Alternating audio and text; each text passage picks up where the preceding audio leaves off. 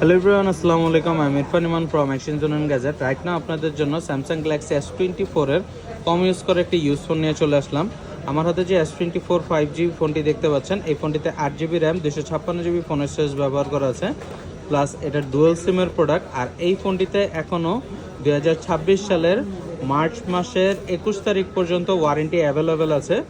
আপনারা যারা কম ইউজ করা অলমোস্ট নিউ কন্ডিশনে একটি S24 256GB dual SIM Snapdragon ভেরিয়েন্টের ডিভাইস চান, তারা কিন্তু অবশ্যই আমাদের সাথে যোগাযোগ করতে পারেন।